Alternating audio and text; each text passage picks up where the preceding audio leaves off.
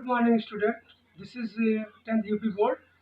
पिछली वीडियो में मैंने आपको रासायनिक अभिक्रिया क्या होती है, रासायनिक समीकरण किसे कहते हैं, ये मैंने आपको बताया। इस वीडियो में रासायनिक समीकरण कैसे लिखते हैं, how to write chemical equation के बारे में आज मैं बताने जा रहा हूँ। और रासायनिक समीकरण को कैसे संतुलित करेंगे इसकी भी थोड़ी चर्चा करेंगे। और चलिए पढ़ते हैं रासायनिक समीकरण कैसे लिखा जाता है। Good morning to all of you students. आज मैं आपको रासायनिक समीकरण लिखने की विधि के बारे में बताऊंगा।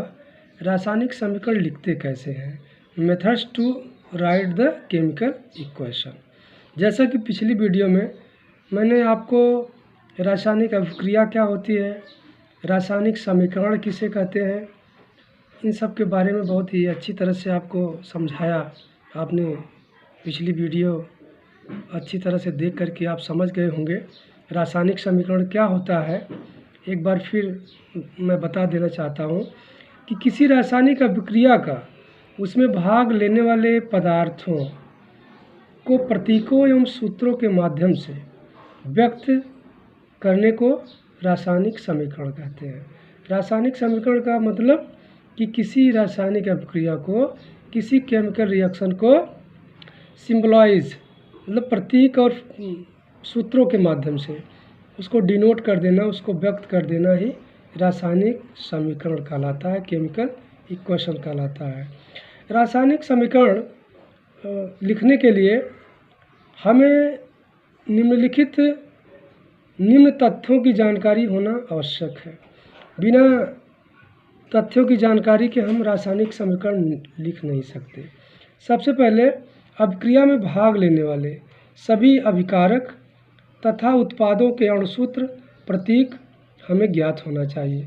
बिना प्रतीक ज्ञात हुए हम कोई भी रासायनिक समीकरण नहीं लिख सकते। जैसे ऑक्सीजन का प्रतीक O होता है, उसका अणुसूत्र O2 होता है। हाइड्रोजन का प्रतीक H होता है, इसका अणुसूत्र H2 होता है। सोडियम का क्या प्रतीक है, जिंक का क्या प्रतीक है, आयरन का क्या प्रतीक है, कॉपर का।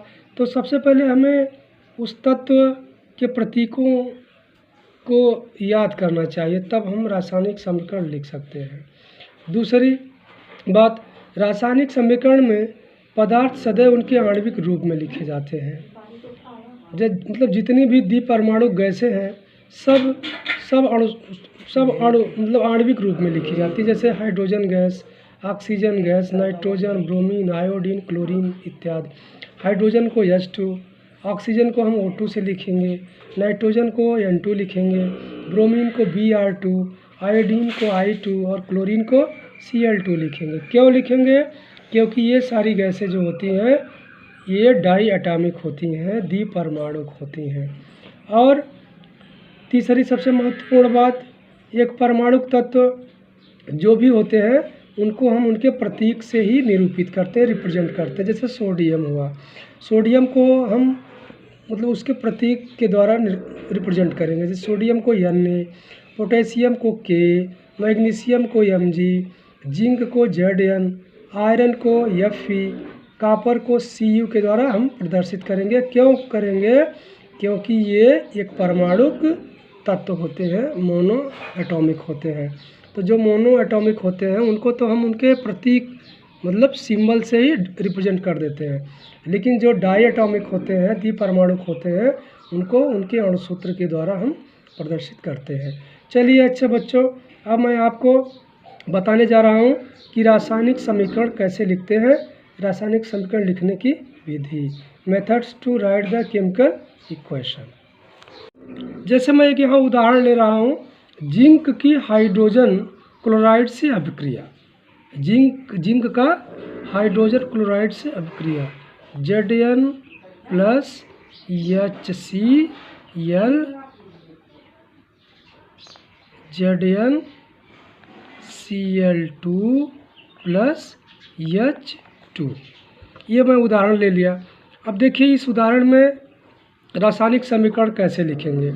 सबसे पहले किसी रासायनिक समीकरण में क्रिया कारकों के उत्पादों में परिवर्तन को इनके मध्य तीर का चिन्ह लगाकर प्रदर्शित करते हैं।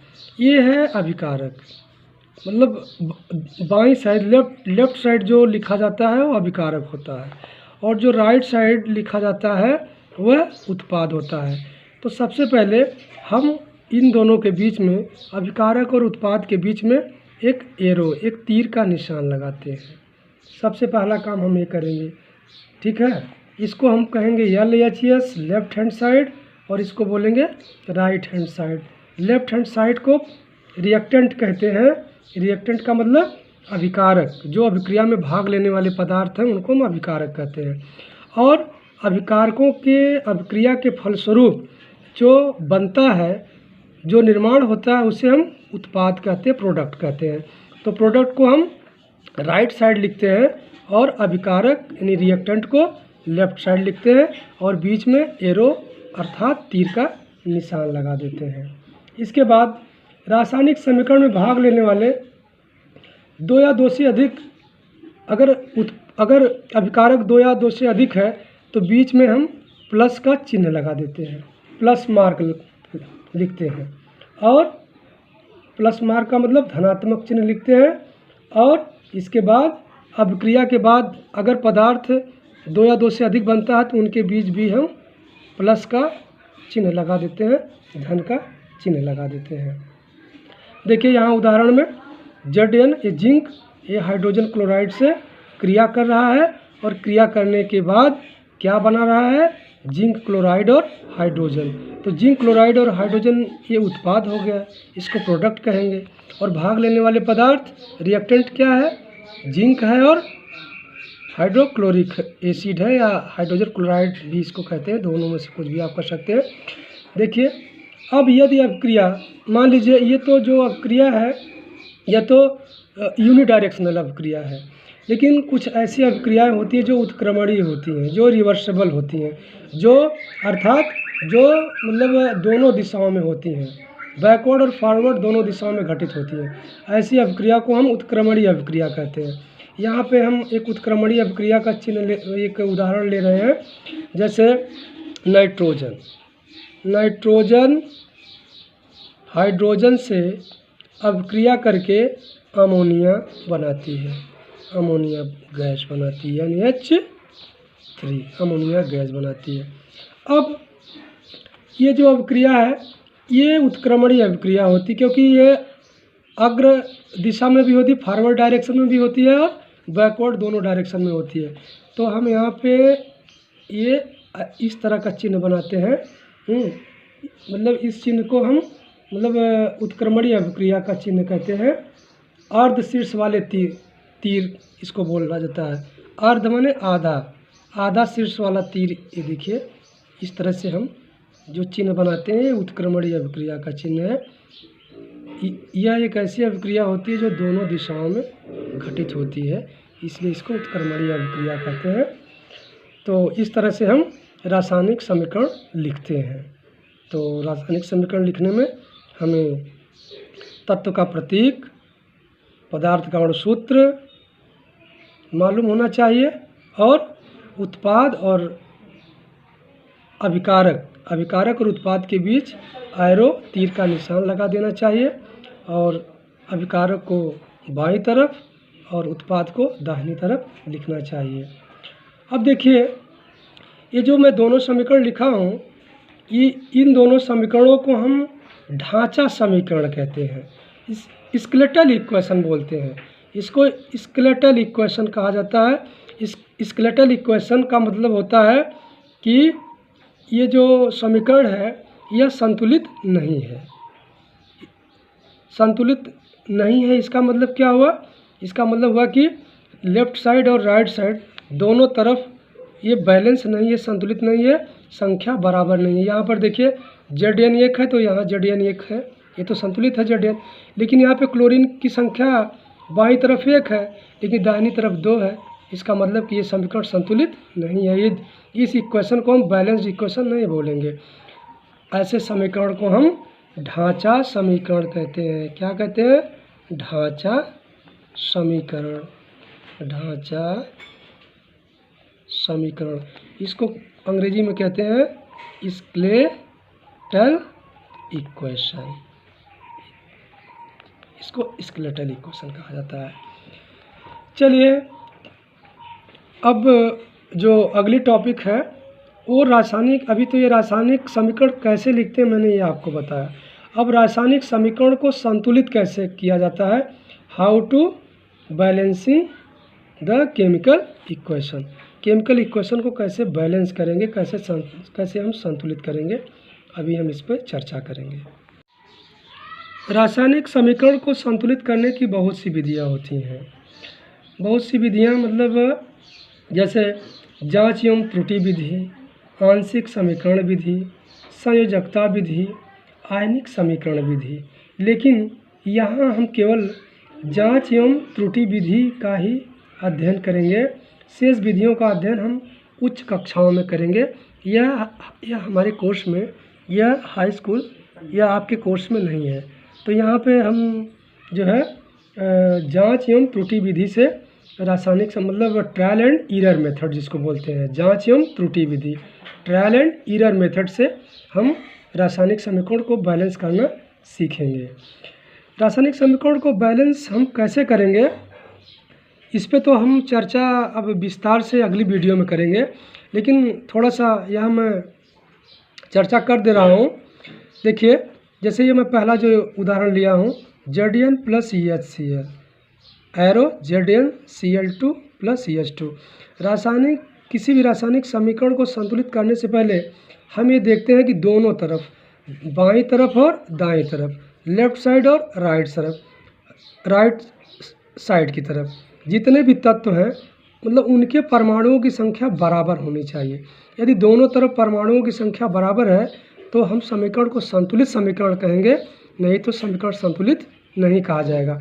देखिए यहाँ पे इस उदाहरण में देखिए, जिंक की संख्या, इधर जिंक का परमाणु एक परमाणु है, इधर भी एक है। यहाँ पे क्लोरीन का परमाणु एक है, लेकिन दाहिनी तरफ दो है, और यहाँ हाइड्रोजन की संख्या दो है और बाईं तरफ केवल एक है। तो अब मैंने जो मेथड आपको बताया, ट्रायल एंड ईरर मेथड है, तो ट्रायल और ईरर मेथड से अब यहाँ हाइड्रोजन दो है और क्लोरीन भी दो है, तो यहाँ पे हम 2 लिख देते हैं। जब हम यहाँ 2 लिख देंगे तो देखिए अब ये भी समीकरण बैलेंस हो गया। यहाँ पे देखिए जिंक एक, हाइड्रोजन 2 इधर है तो 2 इधर भी हो गई, क्लोरीन 2 इधर है तो क्लोरीन 2 इधर हो गई, अर्थात यह समीकरण बैलेंस हो गया। इसलिए बैलेंस हो गया क्योंकि left hand side, number of items in left hand side is equal to number of item in right hand side, मतलब बाईं तरफ जितने तत्वों की परमाणुओं की संख्या है, मतलब उतनी ही दाहिनी तरफ है।